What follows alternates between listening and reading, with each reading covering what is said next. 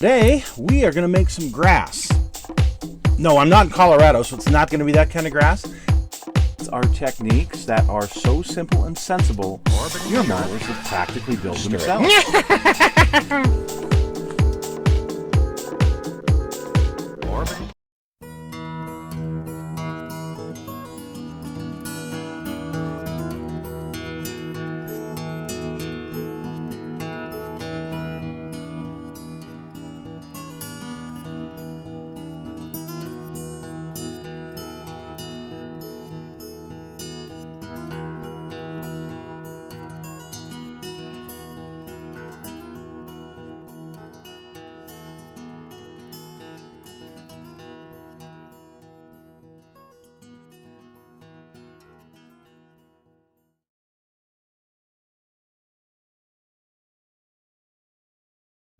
Hello folks, it's Mad Dog Merv and welcome to today's show. Today on Graveyard Model Cars, or Mad Dog's Graveyard Model Cars, I've got the 66 Ford Mustang that I recently picked up. Now this was part of a 4-kit deal that I negotiated. I think I wound up paying 20 bucks for the 4 kits. Now they were all started, so one of them we have already reviewed here on the show, and that was the 67 Shelby Mustang with the metal body, but it was all complete, which is great. And when I say started, there wasn't much that had been started on it. And then there was this one, and this one had been built and painted with a brush, and the gentleman did a good job. He was a gentleman of my age. His kids thought it would be fun for him being retired to get into a new hobby, and he did his best. But trying to paint some black with Tester's black with a paintbrush, you can only go so far, and really it needed some help. So I decided to rebuild it. Also got Dom's 70 Charger, the Revell kit. That one was partially started, so there's lots I can do with that. And I honestly can't remember what the 4th kit was. It'll come to me eventually. I can look it up, but anyway, so basically $5, and you can't beat that. And most of us have built this at some point in time in our lives. I have built several over the years, but on this particular one, what I think I'm going to do is I'm going to keep with the dark theme.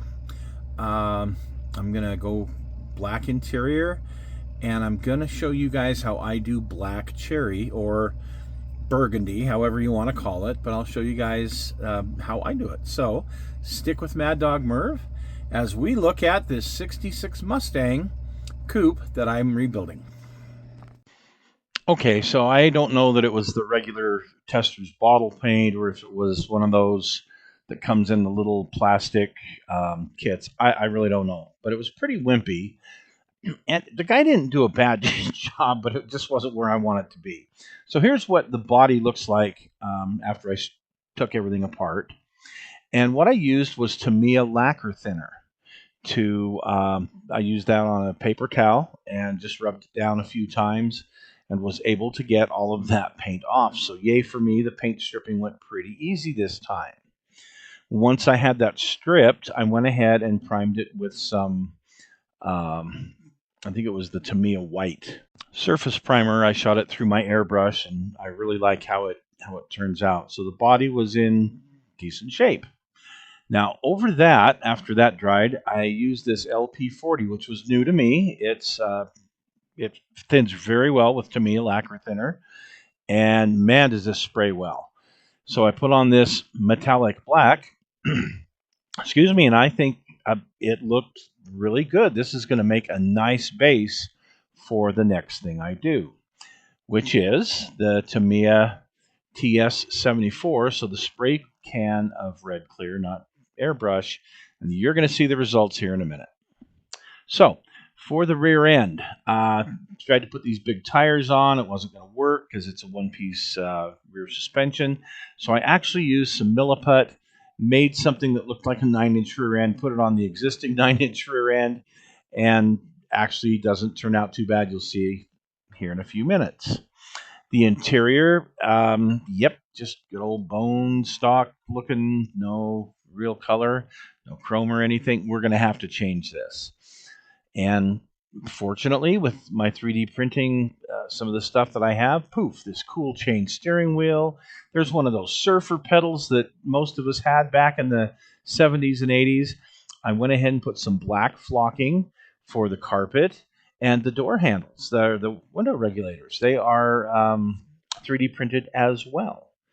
And then everything else I just kind of painted. All right, you guys. So after all of that, we have most of the sub-assemblies here and ready to go. So, yes, I still have some of the, well, a bunch of the chrome trim to paint on it, but you see the glass is actually fine. It's just dusty. But the paint turned out good. Now, again, I didn't want to go super high gloss on this because I'm going after a few years, these things would fade. It didn't take them long to fade back in the day. And the burgundy actually looked, it's really a pretty color that Ford had, but it faded, fairly quickly. So I wanted to kind of replicate one that was from the 70s, but it was still in pretty good shape. If it had undergone a repaint, then of course it started to fade, that type of thing. So I'm not going after the nice, pretty, shiny show car look. But you guys will notice that here is the engine compartment, the 3D printed engine compartment for the 67 Cougar that I put in there, and it fits just lovely. And here is the old engine compartment where I took out I just call them tubs, whatever those awful wheel wells were. Took those out. This is, what engine is this? I'm trying to think now. I want to say it's the engine that came in the kit. It is. But the manifold is a 3D printed manifold, high-rise manifold, as well as a Holley carburetor. I think that's the Holley 600. So, perfect. The valve covers are actually really nice on this. And as I recall, I think this is one of my 3D printed transmissions. I'm not sure. I've got a few. I have a few of them. And I think that's what I did here because I didn't go with the stock transmission. So, but the Krager SS's and the front tires are actually 3D printed. Of course, I still have to detail these, but you see how they turned out. And the rear are these good old Goodyears that come in several of the kits. And I like them because they're, big, wide, meaty things. 3D printed traction bars I've put on here. I did cut this area out of the chassis, you can see, to get the transmission to fit properly, because the kit tranny, remember, is just about a half of a transmission. The other half is molded in. Yeah, ooh. So we got rid of that.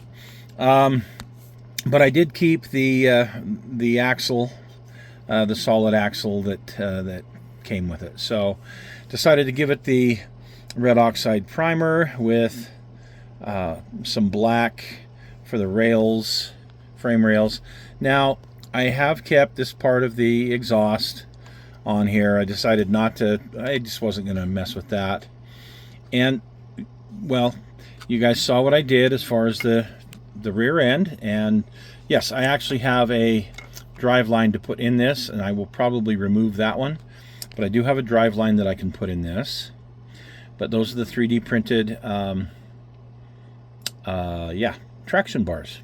They turned out pretty good, and the rear end actually doesn't look bad from here. The stock old muffler, it's going to wind up staying. So sorry about that. But the stance is awesome. I love it. Love the look of that. So over to the hood. And I was just going to keep the stock hood on it, but I decided no, I have enough of those. So I 3D printed this particular scoop, went ahead and put it on in the style of how you would, backyard mechanic things back in the day.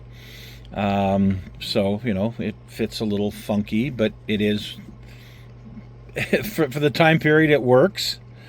And this one also, I did the 3D printed underside of the hood, and this actually looks really good. I like how that turned out. So there's our hood, and I'll put that on there. I do have to fit it just a little bit, but yeah, that's looking pretty good. It's going to look nice on there. And then we showed you already, excuse me, we showed you already the interior, but with those window regulators, that turned out really good. I like the little, you got to run some kind of a custom steering wheel. And there's the big old surfer foot for the gas pedal. Whoa, focus, baby, focus.